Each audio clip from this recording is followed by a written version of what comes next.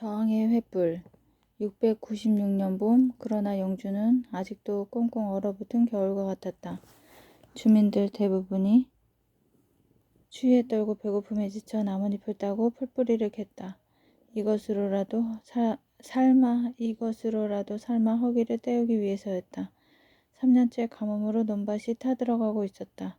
게다가 지난해에는 역병마저 돌아 많은 사람들이 죽어갔다. 사방에 굶어 죽고 병들어 죽은 시체가 널리고 애간장을 끓는 통곡 소리가 산천에 메아리쳤다. 모두 형편이 말이 아니었다. 그런데도 영주 도독 조문회는 세금이 안 거친다고 눈을 부라렸다. 야만인들이 점점 게으름을 부리며 일을 하기 싫어하니 하늘이 도하여 가뭄과 전염병을 내린 것이다. 야만인들을 보다 엄한 규율과 형벌로 다스려라. 일 않고 세금 안 내는 자는 모두 잡아들여라. 영주 관청의 감옥은 죄 없는 사람들로 넘쳐났다. 굶어 죽으나 맞아 죽으나 매일반 아닌가? 지렁이도 밟으면 꿈틀거리는데 우린 언제까지 나 죽었어 하고 엎드려 있어야 한단 말인가? 이윽고 여기저기에서 대당 항쟁의 구체적인 움직임이 나타나기 시작했다. 각 부락의 젊은 지도자들이 하나둘씩 대조영을 찾아와 함께 봉기할 것을 주장했다. 장군께서 우리의 지도자가 되어 주십시오. 죽기를 각오하고 싸우겠습니다. 대조영도 이젠 더 이상 참고 있을 수만은 없다고 생각했다. 그래서 이들과 머리를 맞대고 어떤 방법으로 봉기할 것인가를 의논하게 되었다. 이무럭 거란족의 속막 도독으로 있던 이진층은 말갈족의 지도자인 걸사비우와 오동성의 걸걸중상에게 밀사를 보냈다.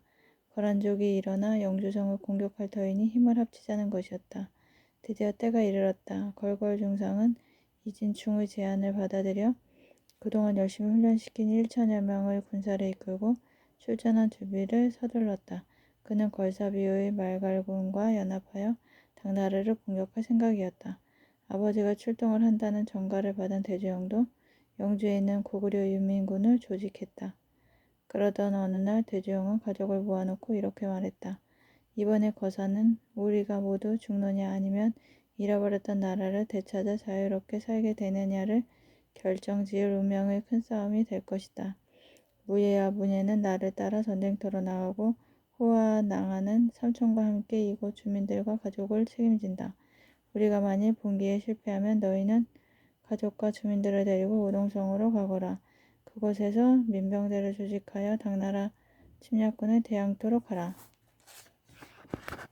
이때 대조영의 큰아들 무예, 둘째 아들 문예는 오수부와 모질화에게 무예와 학문을 외워 모두 청년 장수로 성장해 있었다. 그리고 호와 낭하도 각각 제 몫을 할 만큼 힘과 무예를 지니고 있었다. 봉기할 준비는 착착 진행되었다.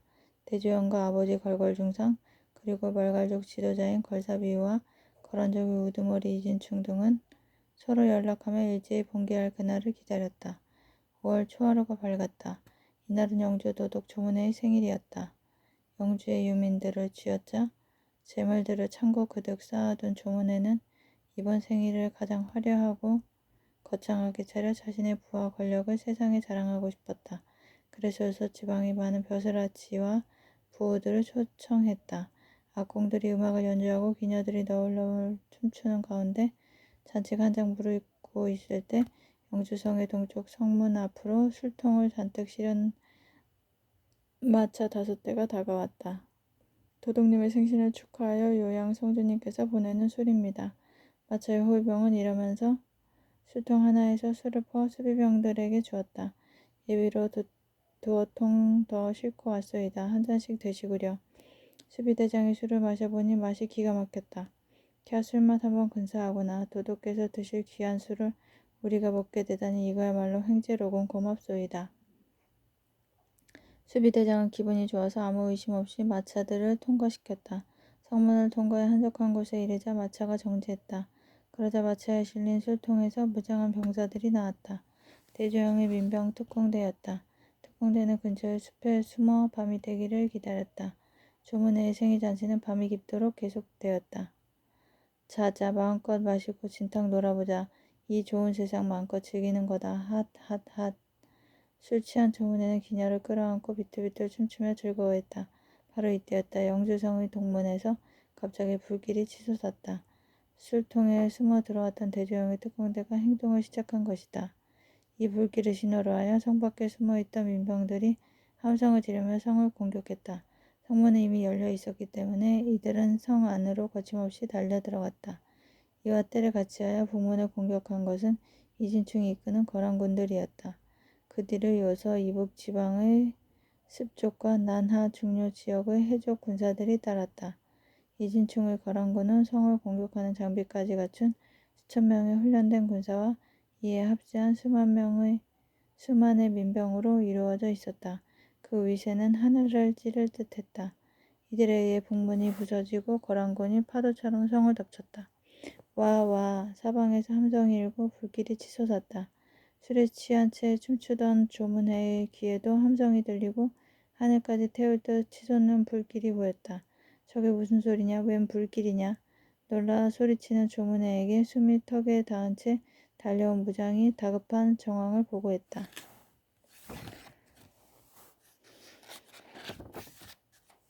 도독님, 폭동입니다. 폭동이 일어났습니다. 뭐 폭동? 어떤 자들이 감히 폭동을 일으켰단 말이냐?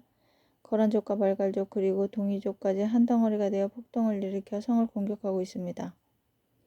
이미 동문과 북문이 폭도들에게 무너졌다 하옵니다. 동이족은 고구려에는 일컫는 말이다. 동쪽에 큰 활을 잘 써는 민족이란 뜻이다. 뭐라고? 거란족의 동이족까지? 군사들은 무얼 하느냐? 어서 군대를 출동시켜 폭도들을 무찔러라. 아니 폭도의 가족까지 애열은 할 것 없이 모두 죽여버려라. 조문에는 손수 칼을 뽑아들고 폭도들을 진압하겠다고 나섰다. 영주성에는 5만 명이 넘는 단군이 있었다. 그러나 이들은 저항군의 갑작스러운 공격에 당황하여 미처 전열을 가다듬지도 못하고 쩔쩔매다가 맥없이 무너져버렸다. 대조영이 이끄는 고구려와 말갈의 연합군은 동문을 통과해 남문을 공격하고 이진충이 이끈 거란과 습족, 해족의 연합군은 북문을 부수고 서문 쪽으로 달려갔다. 그중 가장 훈련이 잘된 거란군의 본군에 의해 조문회가 잡혀 이진충 앞에 꿇어 앉혀졌다. 내 놈은 그동안 우리 유민들을 개 취급하며 괴롭혔다. 이제는 내가 네 놈을 개 취급할 차례다. 개처럼 멍멍 짖어라. 짖으면서 살려달라고 애걸해라. 이진충은 조문회를 개처럼 짖으며 땅바닥을 기게 했다. 조문회는 살려달라고 애걸하며 땅바닥을 기다가 이진충의 부하들에게 몰매를 맞고 죽었다. 영주성을 함락시킨 이진충은 이 자리에서 거란의 황제가 되었다. 나는 이제 본디 우리의 땅이었던 영주를 당나라 침략자들로부터 되찾았다. 이에 여기에 거란의 독립된 나라를 세우고 내가 그 임금인 무상가한이 되었음을 선포하노라. 거란족은 목이 터져라고 함성을 질렀다. 무상가한 만세, 이진충 대장군 만세. 무상가한이란 최고의 황제라는 뜻이다. 스스로 최고의 황제가 된 이진충은 승전의 기쁨으로 들떠있는 거란군을 이끌고 서쪽으로 진격했다. 이와 때를 같이하여 대조영은 동남쪽을 공격했다. 그리고 멀리서 군사를 이끌고 달려온 걸걸중산과 걸사비의 연합군은 북동쪽을 공격했다. 이처럼 저항군은 영주성과 그 주위에 있던 당나라 군대를 완전히 쓸어버리고 동서 두 방향으로 계속 진격했다. 그리고 저항군의 수는 계속 불어나 거사한 지 보름이 지났을 때에는 그 수가 10만 명에 이르렀다. 당나라는 매우 당황하여 급히 유관의 토벌 사령부를 만들고 28명의 장수와 20만여 명의 군사를 모아 저항군을 토벌토록 했다. 그러나 이진충은 5월 말에 단주에서 당나라 선봉군을 맞아 단숨에 무찔렀다. 그리고 계속 진격하여 8월에는 하복성의 황장곡으로 밀고 들어갔다. 황장곡에는 당나라의 주력 부대 수만 명이 진을 치고 있었다. 거란군의 선봉을 막고 황장곡에 맨 먼저 나타난 것은 이해고였다. 이해고는 이진충을 매보이며 저성주자사인 손반영의 부하로 비색과 무삭에 뛰어난 용장이었다.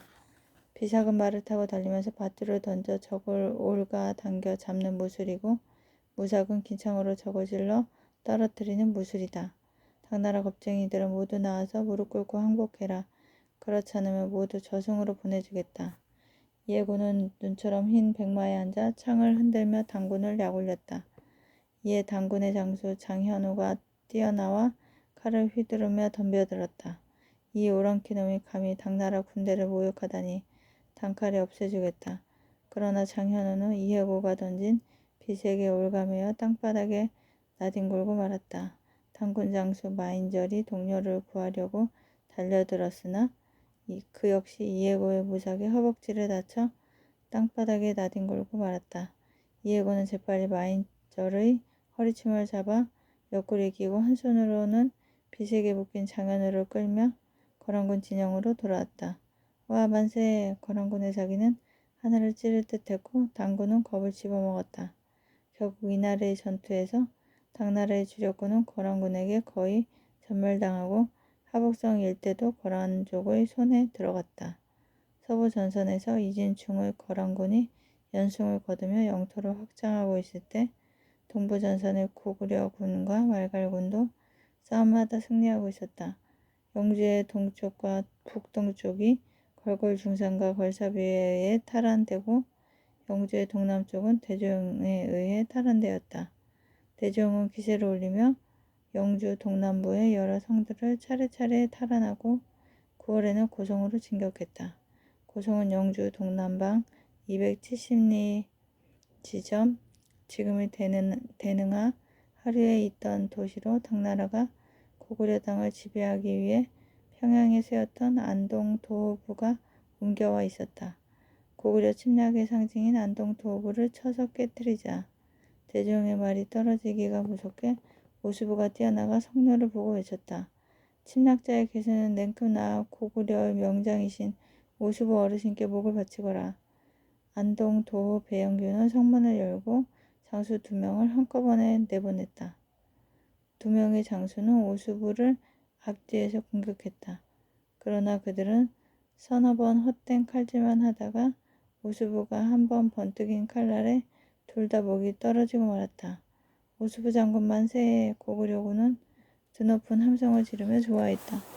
반면 겁에 질린 배영규는 성문을 꽁꽁 걸어 잠근 채 방어에만 힘을 기울였다. 공격하라! 성문을 부수어라! 대조영의 명령에 따라 고구려군은 안동 도호부를 맹렬히 공격했다. 그러나 고구려군은 숫자도 적은 데다 훈련도 제대로 안 된 민병들이었다. 아무리 공격해도 성은 함락되지 않았다. 언제까지나 이곳에 붙들려 있을 수는 없는 일이니 오수부가 여길 지키게. 우린 다른 성을 공격하러 떠나야겠네. 대조영은 오수부와 군사 일부를 남겨 안동 도호부를 감시토록 하고 주력군을 이끌고 요동의 여러 성을 차례로 공격하러 떠났다. 비록 안동 도호부를 포위하고 있는 고구려군의 수는 적었지만 그래도 배영규는 오수부가 무서워서 여전히 성문을 닫아 건 채 한 발자국도 나오지 못하고 있었다. 저항군의 세력은 날로 확장되었다. 그런데 거란의 지도자인 이진충이 10월에 갑작스런 병으로 숨졌다. 이진충의 뒤를 이어 손만영이 임금자리에 올랐다. 손만영은 하북성의 요충지인 기주를 함락시키고 이듬해인 697년 3월에는 동협 석곡에서 17만 명의 당군을 거의 전멸시키는 대승리를 거두었다. 당나라는 이제 하북성을 모두 잃고 산동성까지도 무너지기 시작했다. 이에 당황한 당나라의 여황제 측천무후는 4월에 다시 20만 대군을 전선에 파견했다. 그러나 거란군은 이들마다 물리치며 당나라의 심령부를 향해 진격을 계속했다. 그러나 전쟁은 갑자기 뜻하지 않은 방향으로 흐르게 되었다. 그것은 돌골족 때문이었다.